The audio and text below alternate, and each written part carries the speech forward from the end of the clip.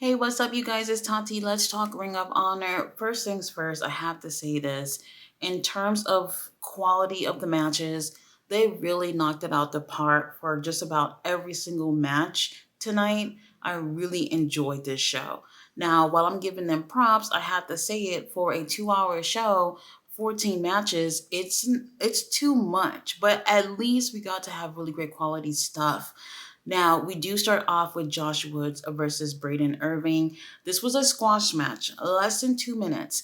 Why would you start your show off with this? Like, this does not do the show any justice when you start it off like this. And you guys know Ring of Honor is taped on Saturday nights, so they have the opportunity to manipulate the show and change things and put things in different order compared to how they actually tape it. And for whatever reason, they started off with a squash match, which kind of made me feel some type of way about the show. Your opening match is supposed to set the tone for the rest of the show. Giving us a match that's less than freaking 2 minutes, well, probably less than even one, is just not good enough. Now, after that, they made up for that first bullshit we saw, which was Scorpio Sky versus Tony Nese. This was so good. Now, Scorpio Sky, he had like two matches on Collision so far. He had one, and then he got injured, and he came back and he went against Andrade or whatever, and that was a great match as well. However, this match was super good, and I really enjoyed Tony Nese in this as well. Like, I understand he's an annoying heel and he wants to dig into your skin, but don't sleep on these heels. They're super talented in the ring, and I absolutely loved what they did. The energy was perfect. The crowd was absolutely feeling it, and they were letting them know how much they were enjoying this match. And I love that when the crowd is participating and letting you know how they feel.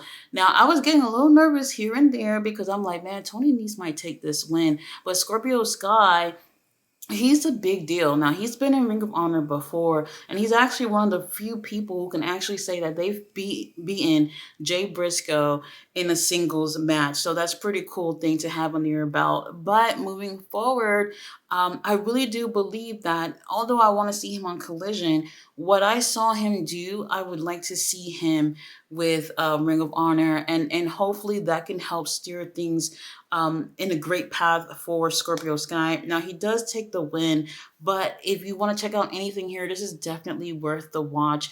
I really feel like this match made both these guys look super good, very enjoyable, and I really hope that we get to see big things from Scorpio Sky moving forward. Now, we had another great match that I enjoyed, which was Gravity versus Lee Johnson. Yes, Lee Johnson. Now, Lee Johnson, I wasn't feeling him last week against Lee Moriarty, but this week he was just absolutely different. We saw some personality with him, and we got to see him being super competitive, but not in a heelish way. He was on fire, and I really enjoyed his chemistry with Gravity. I'm not too big of a fan of Gravity's gimmick or whatever, but he's one of those guys who come in the ring and he gets shit done, and he's very entertaining at that. Now, Lee Johnson, he doesn't win, but it's okay. I didn't mind this at all. Now, what you got to do is look at what you did last week and think of how can I be better than before, and he certainly did that this week. So I was really impressed with him. I want to see much more from him, but this is definitely a great start. Gravity, he looked good here. I enjoy him too.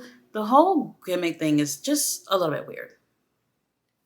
Up next, we have Billy Starks with Athena. Athena's ringside versus Lady Frost. This match was another great match, but we have some drama between Athena and Billy Starks. You guys know Billy Starks is a minion in training with Athena. Now, Athena, throughout this match, she's walking around with her clipboard and her whistle, and she is basically guiding Billy Starks to be like her, basically. Now, the thing is that Billy Starks is a young girl. She's 18 years old. She's a baby face.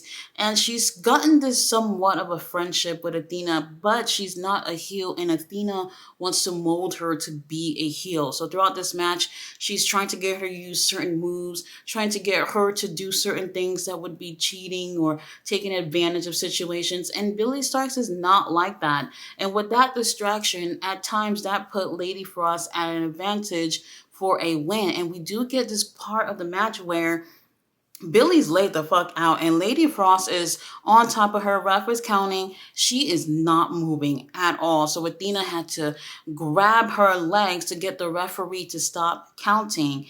And Billy Starks is not happy about this because she wants to win fairly. Now, she does end up taking the win. And then Athena just seems to be really upset because she's not taking any of her notes throughout the match. So Athena beats the living hell out of Lady Frost after the match. And Billy Starks is just absolutely shocked. She's not doing anything. She's telling her to stop, though, and she's not stopping. Now, here's Athena about to take Lady Frost's head and smash it onto the ROH Women's title. But then Billy Starks grabs the title so she doesn't end up getting hurt even more. And Athena is livid. She's all in her face, screaming and yelling. And she's like, you know what? You're supposed to be minion in training. You're supposed to be like me. I'm trying to guide you to be champion material so that when you get in the ring with me, you actually have a chance. And I found that to be really interesting because these two girls, they kind of seem like they wouldn't be friends. And they kind of do have like a little cute little friendship. But obviously, Athena is trying to mold her to be something that she's not. And soon enough, we're going to see these two girls get at it in the ring. But this was a very good match. And it told the story. And that's what I want to see more and more with Ring of Honor. So we had tag team action with the Outrunners versus Darius Martin and Action Andretti. And Action Andretti and Darius Martin finally got t-shirts. And you know what? Your girl can use a new t-shirt. So I liked it. I might order if I do see it online. Now, I love the Outrunners, okay? I do believe that they probably have signed some type of deal with AEW ROH. We've been seeing them almost every week lately, and they look like the typical 80s tag team wrestlers. And I love their attitude. I love their characters, and they're really fun. And they have an excellent match with Darius and Action Andretti. Now, I have to say this. The whole tag team thing that's going on where you have MJF going against the Righteous, it makes me kind of look like, damn, Action Andretti, Darius, that could have been them. Now, nothing against the Righteous, but I'm talking about they've been building up certain tag teams. However, those tag teams that they've actually been building are even further away from the tag gold, which is very, very strange. Now, yes, Action Andretti and Darius end up taking the win. Oh, and then I saw a picture the other day of Dante Martin and Big E at the airport. So I'm wondering if Dante is getting better. He had that injury back in Supercard of Honor, which I think was like in March or whatever. So maybe his leg is healed up. That was months ago. Anyway, next match we have Lany Luck versus Leila Hirsch. This thing was over in like a minute, and we had Maria who's watching from the ramp. What I didn't like about this was that it was too short. We was getting really great matches, and then this just comes out of the blue and it's over in a minute. I just feel like these squash matches doesn't do any favor for anyone. Later on, we end up finding out Leila Hirsch ends up confronting Maria, and she's like, look, instead of you coming out to see my matches and trying to scout me to be part of your little army of demons, why don't you just focus on the other people that you've been focusing on? Because you not doing anything for me. Last week, she lost a trios match. That was the first time she's lost since she's been back in Ring of Honor. However, she still have a single streak. She's 11-0 now, and the board of directors have given her a match with Athena next week. So this is going to be very interesting to see how Leila loses and get 11-1 next week, because there's just no way she's going to take the Ring of Honor Women's Championship from Athena. Up next, we had Shane Taylor versus Jimmy Jacobs. Holy shit. I have not seen him in a very long time. Now, I heard a few months back that he's working backstage with AEW, Ring of Honor, whatever the backstage role is, I don't know. And I figured it might be just a matter of time before he actually gets in the ring. He has a really great match with Shane Taylor. Obviously, Shane, the bigger person in the situation, and obviously being in the ring more often, almost on a weekly basis, has that type of advantage over Jimmy. But Jimmy was able to hold his own throughout this match, and I really, really enjoyed this. Now, do I think he's going to be wrestling on a weekly basis? No. I do think we're going to see him here and there whenever he's needed, but I don't see him being there full time. But if he is playing some type of backstage role, he's probably better off focusing on that and then able to help these younger cats, do better in Ring of Honor before inserting himself in the picture. But if you want to see how well he did in this match, go ahead and check it out. It was enjoyable. It wasn't the best match on the card, but I really did enjoy what we got from them. Now, up next, we had Dalton Castle and the boys, and I cannot for the life of me remember who the hell they were in the ring with. None of them seem familiar to me. Now, you guys know when I say so and so in action is a squash match, and actually this time it wasn't. Now, when it comes to Dalton Castle and the boys, I said this before. Yes, they've been part of Ring of Honor for a long time, but I really feel like AEW would definitely benefit by putting these guys on Collision, put them on Rampage, something, because they're super entertaining. Every time they get in that ring, you have fun watching them, which is something that I don't normally see with like Ring of Honor in terms of fun. It's a little bit more on a serious side in terms of getting matches out back to back to back. But when you watch Dalton Castle and the boys, they are entertaining and they're there to make you laugh. So I enjoyed this match. I feel sorry, I can't remember the other guys' names, whatever they were. This was fun, and I want to see them actually on AEW. When I think of Dalton Castle, I don't know about if he would be able to snatch the ROH World title again. It just seems like titles are not moving like that on Ring of Honor. Instead, they're changing hands on AEW TV. Let me not get into it like a crazy black lady. But this was a great match. Dalton Castle and the boys take the win. These guys are super fun. I love them. Up next, we have the Infantry versus Cole Carter and Griff Garrison.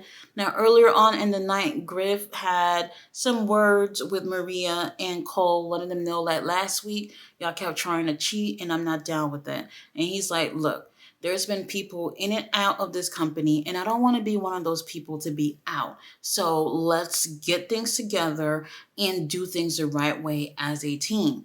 So Cole and Maria, they agree that they weren't going to cheat. However, throughout the match, Maria did try to encourage them to cheat. Now, since Maria is encouraging them and they're kind of trying to be on their best behavior here, Maria was the one that was going for cheating. So she grabs Sean Spears. Oh, that's it, Sean Spears? Sean Dean, excuse me, legs, and she was holding on to him.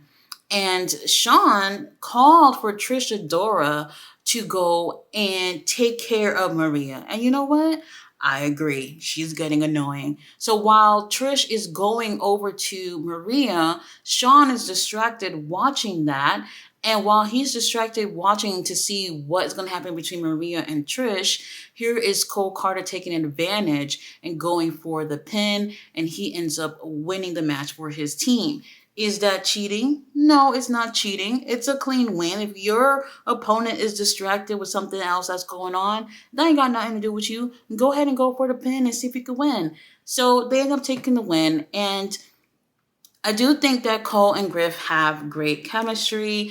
I just feel like they need a better look, and they both need to be at the same page at some point. Either you both are heels or you both are baby faces, and I'm going towards the direction that Griff would probably benefit with being a heel with Cole Carter. I do think that would bring out some personality from him if he can pull it off as a heel. I'm not sure, but if they try that, that might be something that could end up working for him. Either way, they do have a great match, and let's see what happened with this team moving forward. Up next, we have Ethan Page backstage with Lexi. He's talking about how good he feels and what he's going to do moving forward. And I'm just sitting there like, didn't we see this last week and the week before? You don't need to come on every week to let us know the same damn thing. Now, while he's talking, his opponent, Rohit Raju, comes out of the blue and kind of tries to steal the spotlight. And Ethan is pissed off. He's like, you're using my interview time so you can come and talk and steal some camera time. And he goes, you know what? Take all the camera time you want, because when I get into the ring with you later on tonight, you're not going to have that much camera time because I'm going to whoop your ass and I'm going to beat you real fast. Now, for like that last few seconds of that promo, you got to see a little edgier side of Ethan. I can appreciate that. However, they don't need to make a weekly thing about him talking about how he feels and what he's going to do next week. Just go in the ring and let that do the talking for you. So now we have Mercedes Martinez, who is brought out with Diamante. She's going against Allison Kay. These two girls are beefing and they want to square up in the ring. And let me just tell you, Allison, she is lovely in the ring and I really do enjoy her, but she did not stand a chance with Diamante being ringside. Holy crap, this was basically a handicap match. Now, I know a lot of people don't really care for a lot of interference, but to be honest, I did not mind this here. I really like what Diamante and Mercedes got going on. There's obviously no women's tag division or anything, but I really do like when two girls with great chemistry form an alliance. They just look really great together and they complement each other a lot. Allison had a lot to prove tonight, and unfortunately, she didn't stand a chance right off the gate, but she did do a great job, and I did enjoy this. However, maybe we'll see less cheating in the future. Maybe. So now backstage we have Athena and Billy Starks and Lexi Nair. You know, Lexi is supposed to be Athena's bestie, and then we have Billy Starks who is still in training to be a minion. Uh, Athena's really upset about what happened earlier that night, and she lets her know that if she wants to be a minion of hers, that she's going to have to step it up and take her advice because it's only going to better her. Is that true? Yes and no. Obviously, Billy's her own person and she doesn't want to be a heel. But Athena, I do think at times do have great advice for her. It's just her delivery of it is not so great. Now, what she ends up telling her is that next week she's going to have that match with Leila Hirsch and she wants her to be ringside so she can see how to be, someone like Athena. And honestly, I'm wondering if something's going to change between them because obviously I know they're gearing for at some point Billy to be in the ring with Athena. So I'm not sure when that's going to happen, but maybe Billy might end up turning on Athena next week. We'll see what happens. But Layla Hirsch definitely not going to win that match. So we have tag team action with the Gates of Agony versus the Iron Savages. Another great match. We've been seeing really great things from the Iron Savages lately. They've been also on Collision past few weeks as well. I enjoyed their chemistry, and I love the fact that the Gates of Agony got to be in a ring with people who are just as big as them, and they really did a great job, and the crowd was definitely feeling it. Now, Prince Nana earlier on in the show, he was not happy. Obviously, the Mogul Embassy lost the six-man tag titles, and they're trying to reinvent themselves. This time, Gates of Agony as a tag team, and Brian Cage as a singles competitor. So I'm not sure if they're going to be going for the six-man tag championships again, at least not in the near future. So they have their matches lined up for the night. So I did enjoy Gates of Agony tonight. They were very angry about losing their titles. And I guess they have their eyes set on the Ring of Honor tag titles. Great match. Gates of Agony took the win. Now up next we have Ethan Page versus Rohit Roju. This was another great match. I felt like it was too short. It probably was like 5 minutes, if anything. And I do think we got to see great things from both of these guys, but it just wasn't long enough. Ethan ends up taking the win. I want to see more. Main event, Brian Cage versus Meta League. I'm actually watching it right now on the replay. To be honest, the energy was just not like the energy from some of the more bigger matches that we had earlier on the card. And like I said, with the show being taped, they do have an opportunity to change the orders of the match. So I probably would not have put this at a main event. It was a really great show, and I just would have had it flow differently compared to how they aired some of these matches tonight. Now, Brian Cage is a big dude. And he moves like a smaller dude. And I just didn't feel like he moved like Metalik does. And they don't have to be the same, but that does put the energy down compared to some of these more explosive matches that we had earlier on the show. Now, Prince Nana is ringside, and Brian Cage has something to prove. They just lost the six-man tag titles, and Brian looks like he wants singles gold. And I'm really hoping we get Samoa Joe back on the damn show so that he can defend the titles. Because, Samoa Joe's been looking really great on AEW, but we haven't really been seeing him at all on a Ring of Honor. I think the last time we saw him was at Death Before Dishonor, and that was like what, June? That's just not good. Either way, Brian takes the win, and I want to see some gold on him. I want to see some gold on Gates of Agony too as tag champs. So come on, Tony, let's get Samoa Joe back on here. Obviously, I don't think Brian could go for the other singles gold, which is a pure title. His style is just nowhere near that at all. So yeah, Samoa Joe come back so we can get some title defenses. And if someone else gotta get the title, so be it. Guys, this was actually a pretty good show. Too many matches, yes, but the quality of majority of these matches was absolutely amazing, especially Scorpio Sky's match with Tony Nese. I was thoroughly surprised and I enjoyed it so much. Guys, thanks so much for watching my review. I'll be back tomorrow with a Rampage. Bye.